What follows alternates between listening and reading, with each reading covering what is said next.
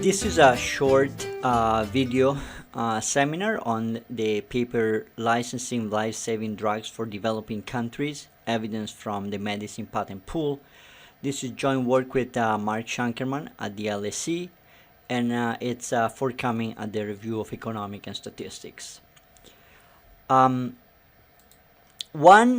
fact that has been documented by several studies is that important life-saving drugs that are available in rich countries like the US, Canada, part of Europe, or Japan do not are not available in many low-income countries. When we talk about low-income countries here, we don't necessarily mean only the poorest countries in the world, like part of sub-Saharan Africa. There is work that show that important HIV drugs, even in some part of Europe, are not available.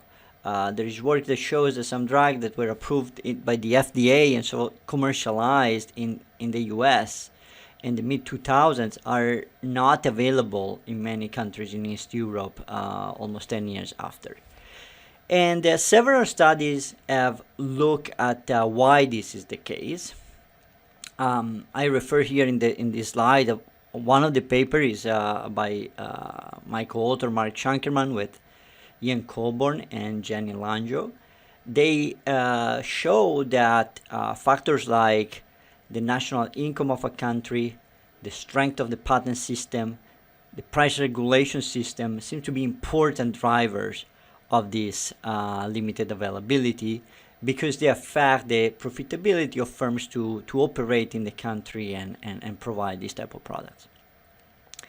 So several policy proposals have been put forward to try to mitigate this problem. And in this paper, essentially we examine the feature of one of these proposals, that is the formation of a patent pool. So what is a patent pool?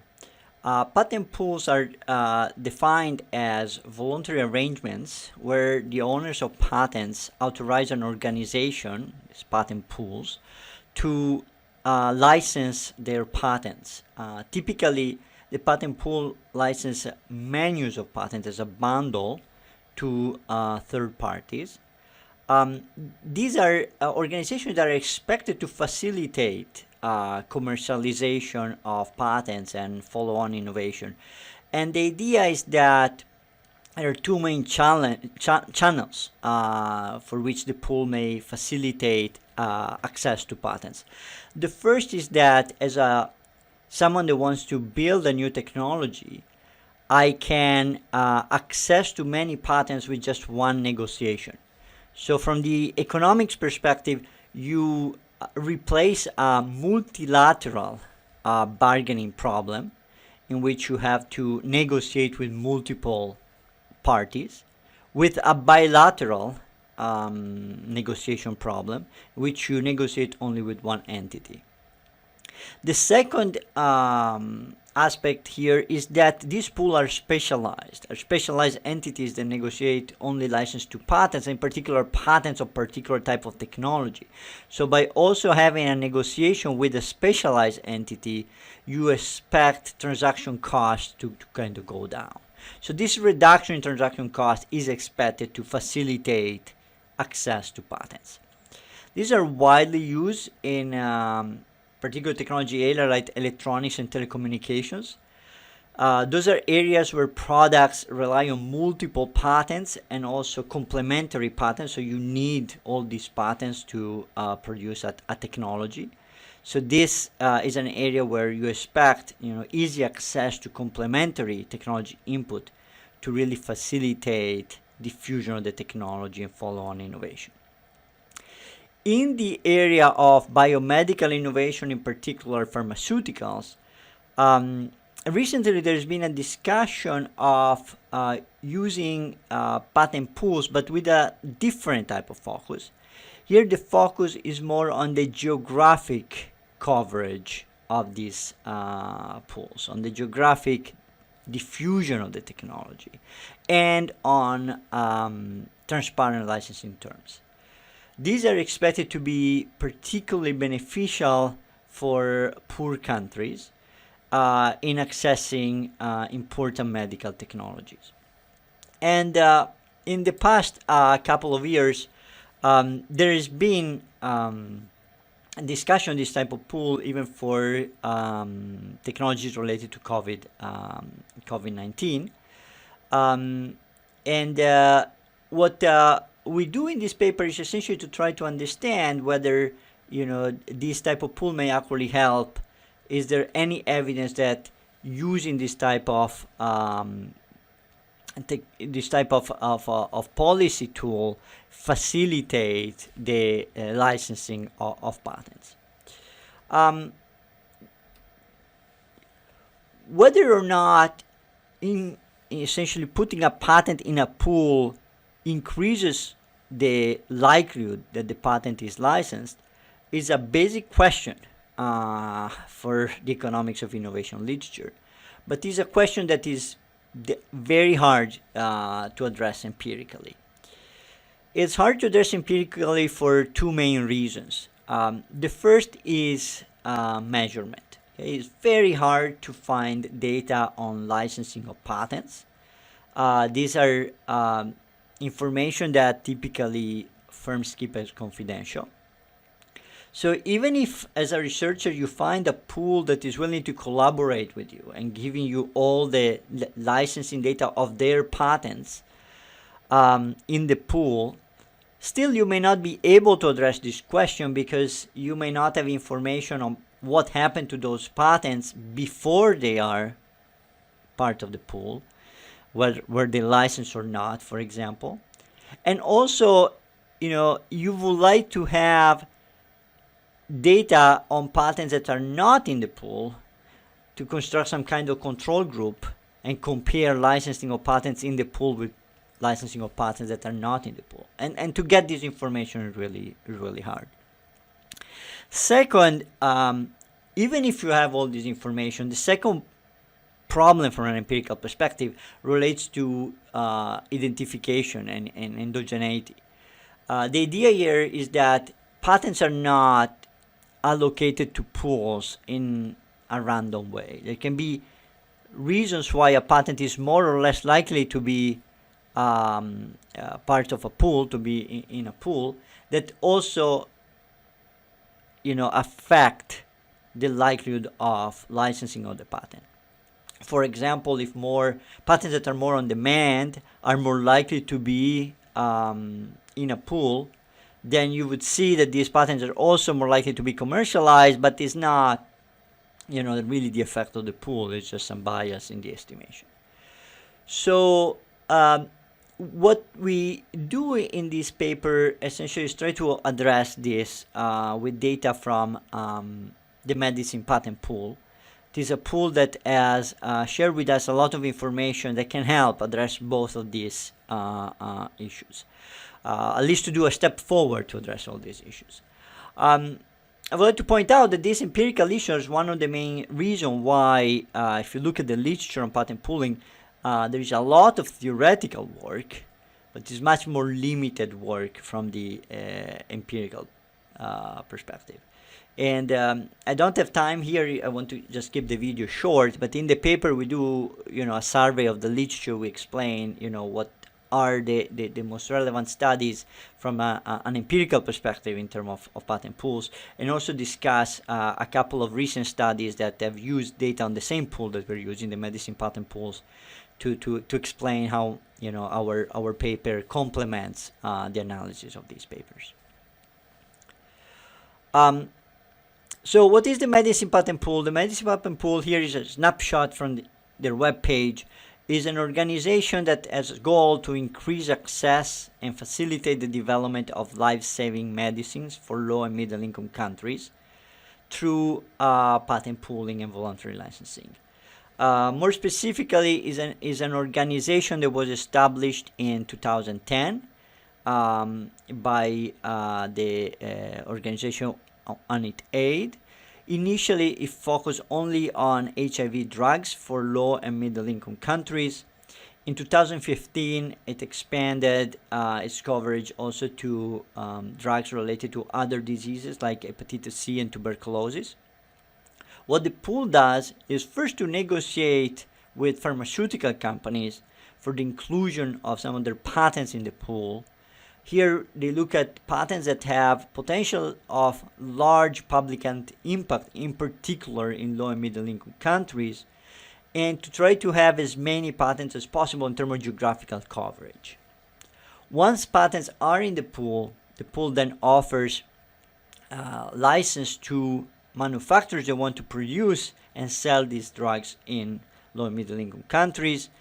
They not only offer licensing deals with them, but also try to monitor their activity, in particular trying to make sure they obtain regulatory approval and follow strict quality in the manufacturing process. In terms of royalties, the most of the license that are offered to the MPP have no royalties, and in the case in which they have royalties, they are typically very low, in the low single digit, and in some cases, the royalty doesn't go to the pharmaceutical company owning the patent.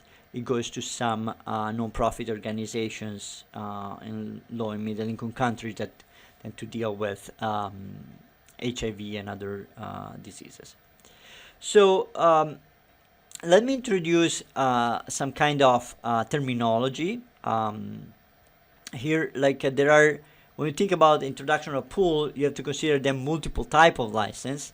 There is what we call bilateral license, the situation in which a pharmaceutical company directly licenses a patent to a manufacturer, licensee. If we have instead a pool as an intermediary, we have two type of license there. First is the upstream license, that is the agreement between the pharmaceutical company and the pool to have the patent included in the pool. And then there is the license between the pool and the manufacturer. So we call this one the downstream license or the sub-license. And, one of the main things that we look in this paper is really trying to understand if we go from this situation to a situation in which the pool is an intermediary, do we increase the likelihood to see someone actually obtaining a license for the patent? Does it make a difference to have this intermediary or not compared to a situation in which there is only bilateral licensing? So in the paper we have a simple theoretical model that tries to think about the effect of the geographical patent pooling on licensing and commercialization. Here I don't want to go over all the formulas. I just want to provide the intuition from what we do. Okay, first of all, the theory that we develop is more general than just thinking about the MPP. We want to think about more generally about this idea of geographical patent pooling, and then try to think about how is it this general framework fits with the patent pool. Second, we consider only a very simple trade-off. The idea is the following. Going from a setting of bilateral negotiation, in which the pharmaceutical firm directly negotiates with the licensee, to a setting in which the licensee, the manufacturer, negotiate with the pool, implies two changes. The first is that the pool has a lower transaction cost, so it's easier to negotiate a deal. It costs less to negotiate a deal with the pool than to negotiate a deal with the pharmaceutical company. This is because it's an entity that is specialized. Okay, we expect these pools to be set up to reduce this transaction cost. But the second thing that changes is that if you negotiate with a pool, you have to negotiate the full bundle of countries. You have to negotiate access on the full bundle of countries. Whereas if you negotiate with the pharmaceutical company, you can choose a subset of countries. Okay. And even just this simple trade-off, this simple change of going from bilateral to patent pooling, suggests that things are not necessarily easy in terms of like understanding the effect of pooling on licensing. It may actually be that in general, you have all sorts of effects. It can be that the pool increases or it reduces licensing. To understand that, think about the following situation. Think about a company that has a patent for two countries, country A and country B. Country A is Algeria, country B is Bangladesh. And think about a firm that wants to commercialize the product, the drug, in country A, in Algeria, but not in country B, not in Bangladesh. Now, what we assume is that if you care about the two countries, to negotiate the bundle is cheaper with the pool rather than with the pharmaceutical company. But with the pharmaceutical company, you can get one license only for country A. With the pool, you cannot. So eventually, whether there's going to be more or less licensing with the pool depends on whether it's easier to get one license for one country directly with the pharmaceutical company, or to get the license for two countries with the pool. So you can think about a situation in theory in which is still more costly for a firm to have to go through a license with the pool, because it involves a lot of countries, and you have your lawyer, for example, that have to go through all these patents for all these countries and condition all these countries and how to relate to each other, rather than going directly to the pharmaceutical company and negotiate one simple licensing deal only for one country. And in that case, it may be that actually formation of the pool reduces licensing. This is, as I said before, in general. Okay, if you think about a general model in which the only trade-off is that transaction costs per patent go down, but you're constrained to license a big bundle. Okay, in the specific context of the patent pool, it's very unlikely the licensing goes down with the formation of the pool.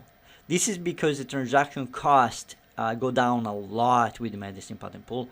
Even if you are constrained to license a bundle, it's very cheap to sign the licensing deal. Those are standardized deals that can be downloaded from the website and immediately signed. So in our particular empirical context, we don't expect any negative effect of the patent pool on licensing.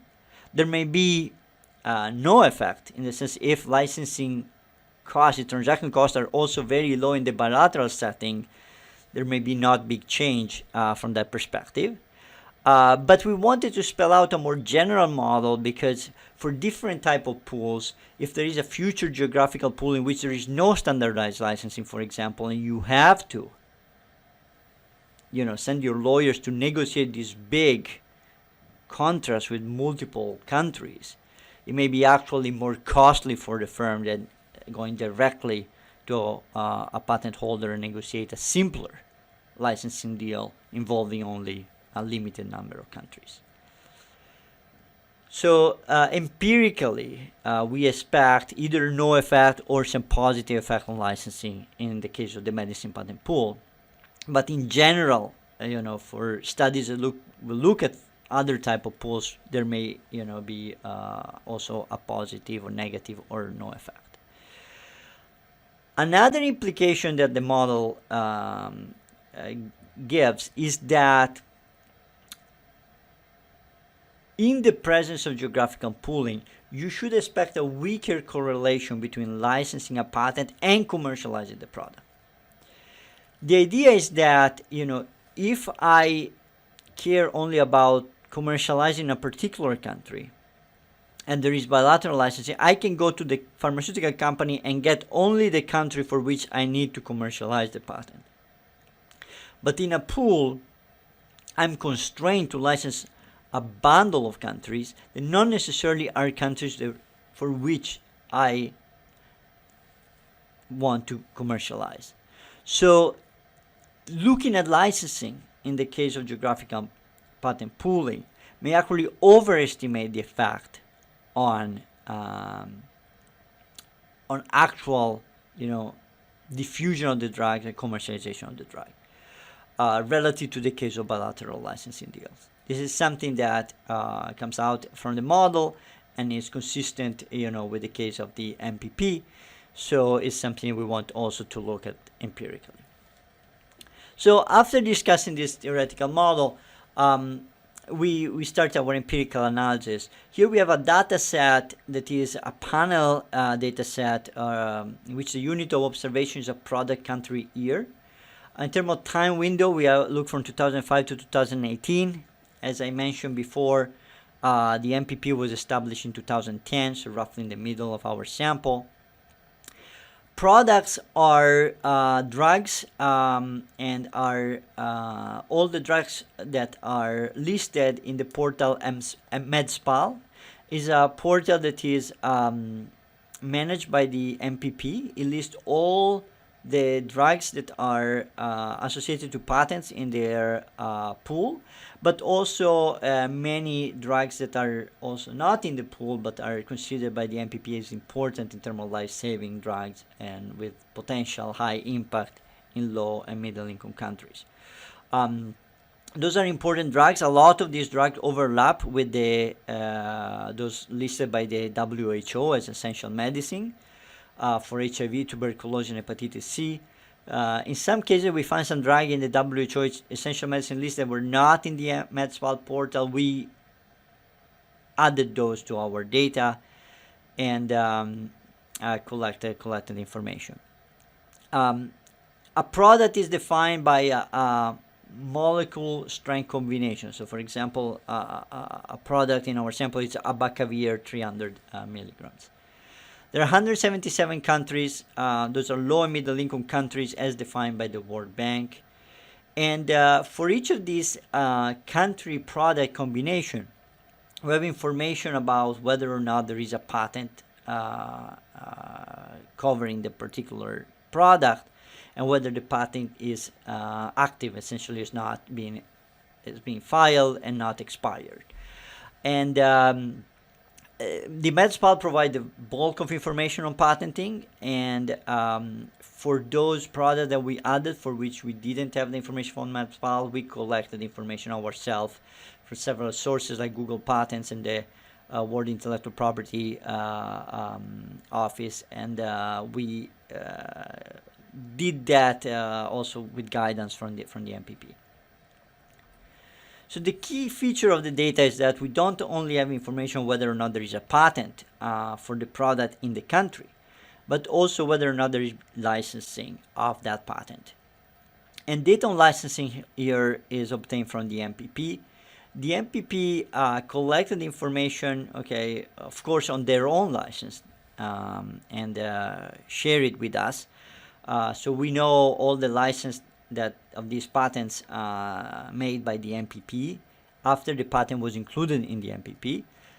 The bulk of this information is freely available in the MPP website, but they share with us also additional information, particularly the historic evolution of these contracts. So for example, if you go now in the MPP website, you see that a particular patent, a particular type of drugs is in the MPP for patents that are related to, 40 countries, but maybe in 2017 there were only 20 countries, and then the contract has been, the license has been expanded, and we have this information from the MPP.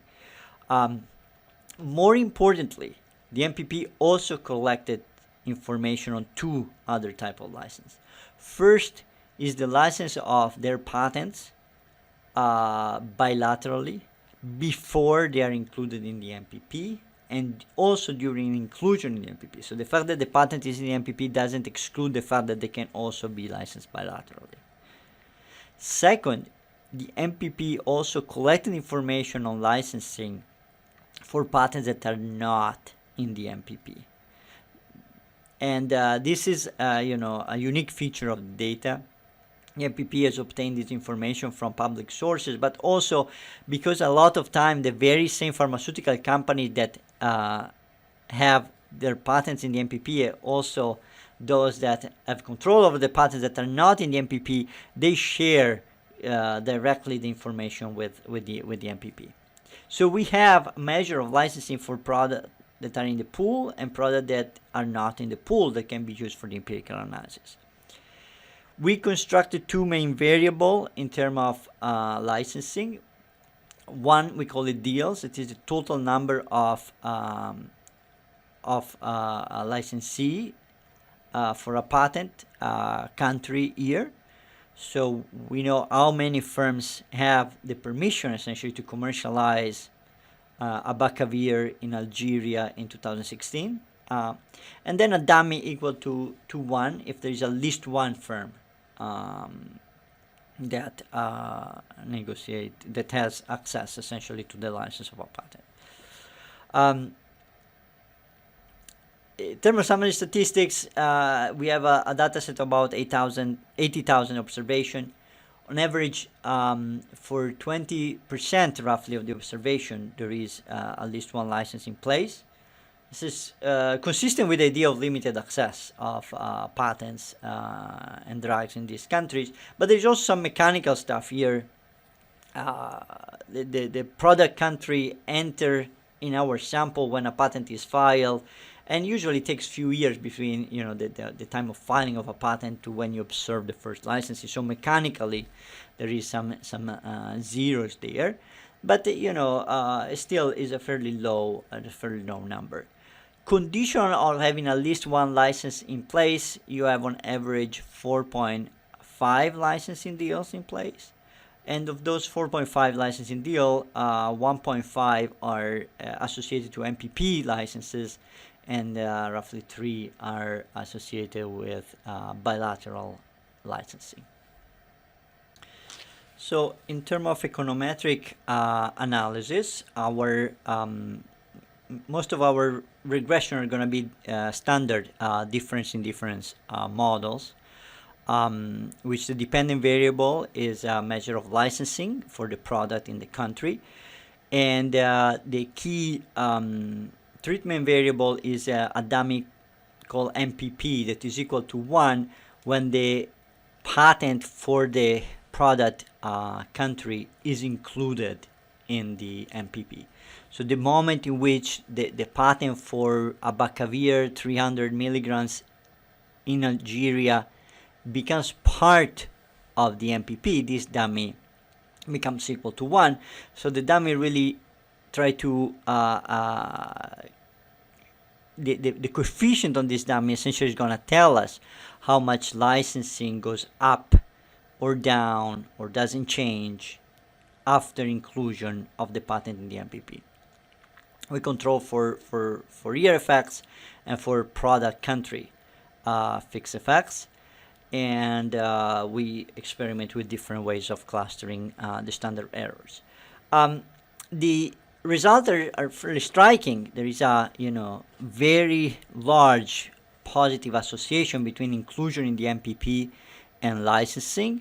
The probability of having at least one license in place, this access dummy, increases by 5 times after inclusion in the MPP, and also the number of licensing deals goes up a lot. So the main result here is a very positive effect of MPP inclusion on licensing of the patent.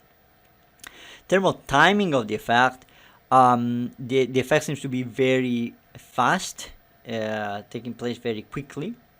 I have a figure here to show essentially we show no pre-trends. There's no big difference in terms of licensing probability and trends in licensing probability before inclusion in the pool. Then the moment the patent is included in the pool, the likelihood of seeing at least one licensee goes up a lot. This is consistent with the information you find in the press releases of the MPP. Looks like the very same year in which a patent is included in the pool, you start seeing right away some companies taking on the license for the patent. This doesn't mean that right away the drug is available in the country. once you sign a licensing deal, it still takes time to set up the commercialization of the product in the country. We're going to see later there's delay in that respect. And also, as we discussed in the theoretical part, licensing doesn't mean that necessarily you're going to commercialize in the country, in particular if it is bundle licensing. So, as we're going to show later, this actually overestimate the actual effect on sales, at least using the data of sales that I'm going to show you later. But this is the key first result. In the paper, we do a lot of robustness checks. I'm not going to summarize all of those, changing the specification of the model here. What I'm going to do is to discuss two key exercise that we do to address potential endogeneity. Okay, the first is the endogeneity of the type of drugs that are included in the MPP. Here the key concern is that drugs are not randomly allocated to the pool, and drugs that are included in the pool may actually differ from those that are not in ways that may also be correlated with licensing. This would give us bias in our estimate. So for example, if the pool wants in its, if the MPP wants in the pool only drugs that are more effective, and these drugs are also more likely to be licensed per se, then we would see, greater licensing for patents in the pool, but not because of inclusion in the pool. It's just selection of patents in the pool. So how we try to address this issue? So here in discussion with the pool, we learn about what is called the MPP priority list of 2010.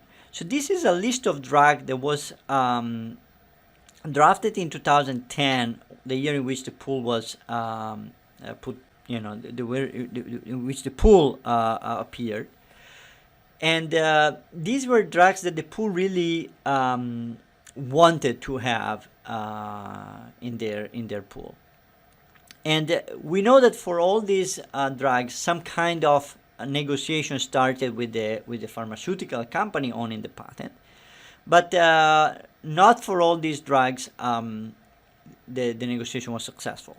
About 40% actually eventually made it to the pool, and the others did not. So the idea that we had was to try to compare patents that are, rather than compare patents that are in the pool with patents that are not in the pool, that can be problematic because you may compare to patents that are, zero chance ever to be included in the pool.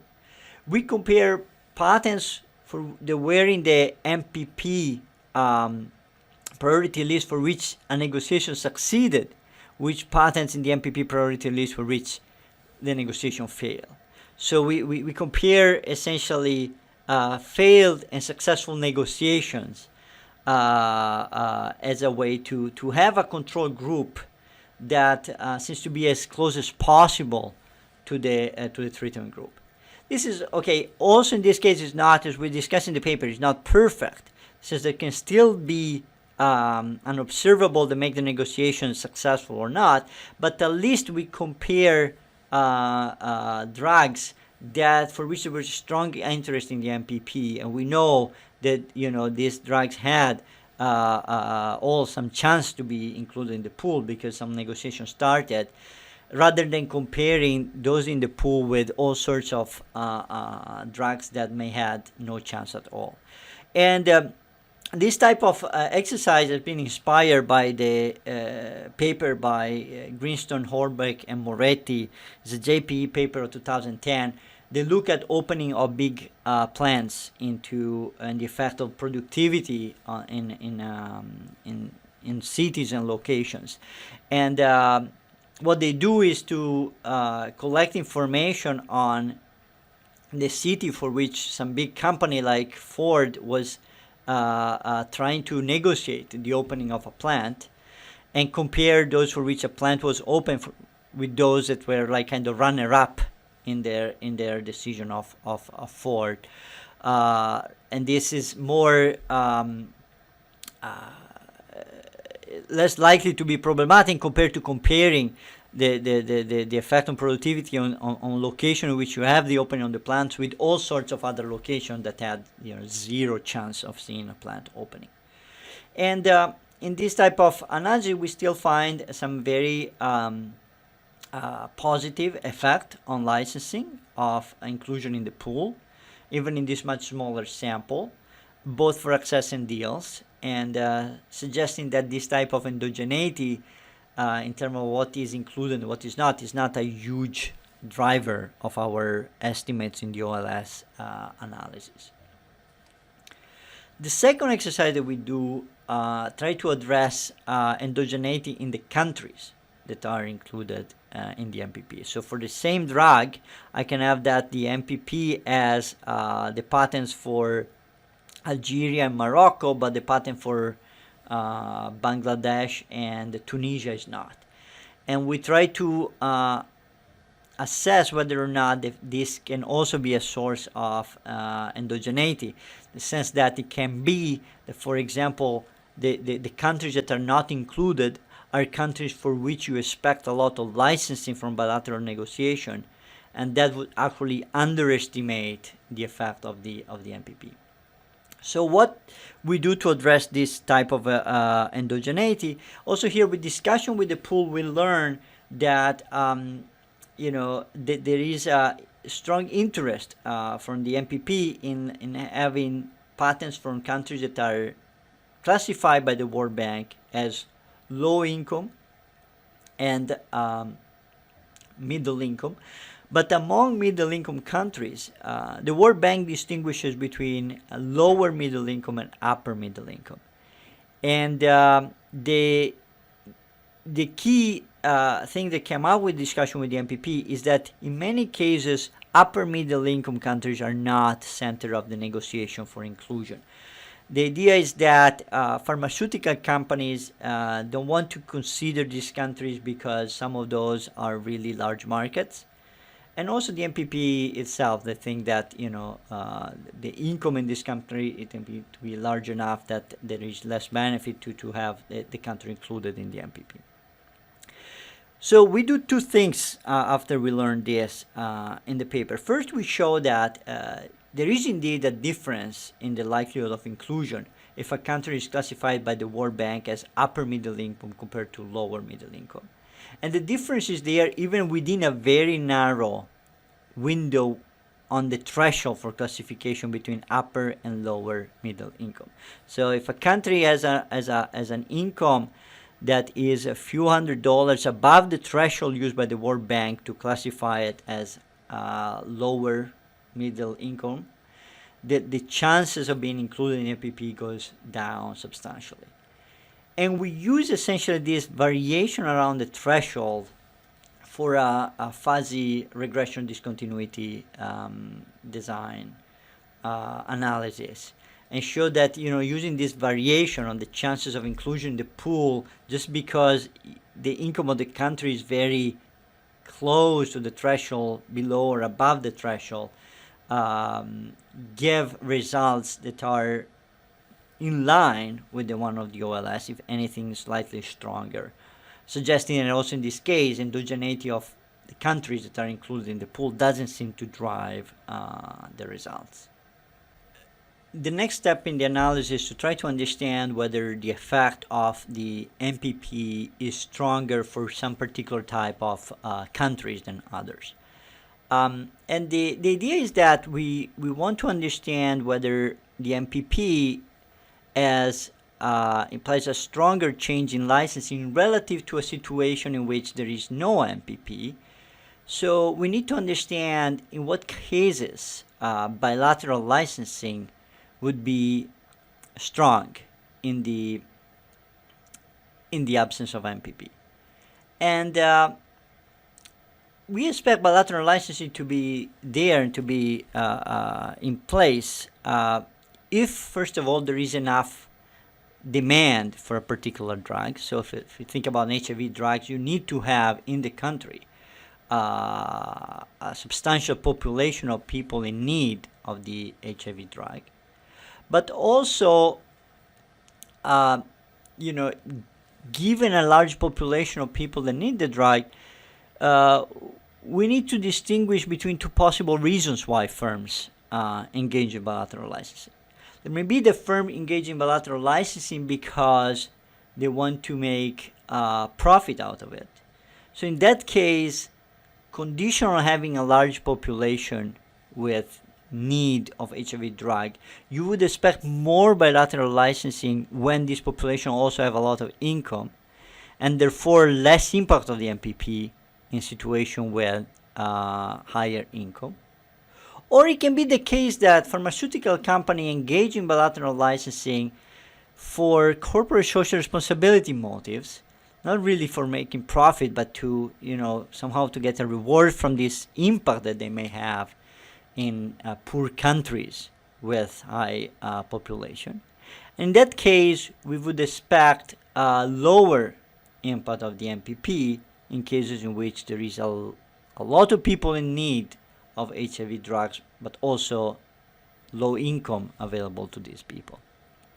Now, we try to look at this empirically, and our analysis suggests that the profit motive is actually more important. You see that MPP tends to have lower impact on licensing in countries where there is a substantial population in need for the drug, but also in which this population tend to have high income, suggesting that the biggest effect of MPP on licensing is there in situation where there is not enough market potential for bilateral licensing. The next step of the analysis is then to look at what happens in the case of not licensing but commercialization. So we're seeing that the MPP seems to increase licensing of patents, but what about the commercialization of patents? And here we look at data on drug launches and sales that we acquire from IQVIA. It is a private provider of data on sales of pharmaceutical drugs. It's very detailed data that we got from IQVIA, but the coverage is not as big as our sample on licensing, especially in terms of countries. We have only 32 countries out of 129 in our sample. Mostly are middle-income countries. We don't have the poorest countries in our data. In particular, we don't have sub-Saharan Africa here. Better in terms of coverage of products, about 80% of the products in our sample. So what we see in this analysis of market outcomes, we see that there is some positive effect of inclusion in the MPP of a patent on actual entry and commercialization. But there are two things to notice here. First of all, the effect on entry appeared delayed. The effect on licensing was really immediate. Here there are 6-7 years delay. And this is totally consistent with what with discussion we had with the MPP. It's very easy to sign a licensing deals, but to actually to commercialize a drug may require time, because you need to set up commercialization network, you need to go through regulatory approval in the country, and so on. So the effect on entry appears to be there, but is more delayed than the effect on licensing. Second, if you look at the magnitude of this effect, the effect on entry appears much smaller than the one on licensing. Our estimates suggest, the effect on licensing was going up. Licensing hazard was going up of about 5 times, but the effect on entry goes up of about 40%. That is still, large increase on the probability of commercialization of a drug, but is not as big as the one on licensing, which is consistent with what we, got from the theoretical model. It says, in case of bundle licensing, the correlation between licensing and entry should be not as large as in the case of bilateral licensing. Interesting, we look at data on revenue too, and the revenue of firms that provide the drug seem to remain fairly constant after inclusion in the MPP. This is consistent with a demand of unit elasticity, and demand of unit elasticity, are not uncommon in estimates, in IO estimates that look at sales of drugs, in particular sales of drugs in developing countries and HIV drugs. We refer to studies in the that have similar estimates in the paper. The fact that this unit elasticity is actually useful, because then we can use the simple formula for unit elastic demand and calibrate this simple formula with some of the estimates in our model to have some kind of back of the envelope computation of the welfare. So what we do, we rely on this unit elasticity to try to figure out, how much consumer welfare would go up because of the MPP. It's an extreme lower bound, our analysis, because we only look at the few drugs essentially in the IQVIA data that are in the MPP for enough time to really see this effect of entry that we see that is fairly delayed in our data. As I said, a lot of countries are missing, so the actual drugs in the MPP are relatively small. But even with just this very few drugs country combination, we see an estimate of welfare that exceeds the estimate that have been done of the cost of setting up the MPP.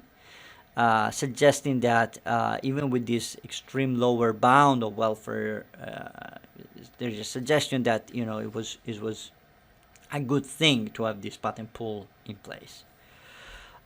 So to conclude, our analysis show that inclusion of a patent for a life-saving drugs in the medicine patent pool seems to be associated with a sharp increase in the probability of licensing. The effect tends to be smaller in countries where you have a lot of people in need of the drug, and also people that have higher income, suggesting that the pool is more beneficial really for the poorest countries, in which bilateral licensing don't appear very profitable. There is evidence in our study not only of an effect on licensing, but also of real effects on availability of drugs in terms of commercialization. But the effect appears to be smaller in magnitude, pointing out to this idea that, because of bundled geography, you should expect not a one-to-one mapping between having a license in place for a country and actually observing commercialization of the drug in the country. So in a sense, if you look only at licensing, you may end up overestimating the effect of a geographical patent pool.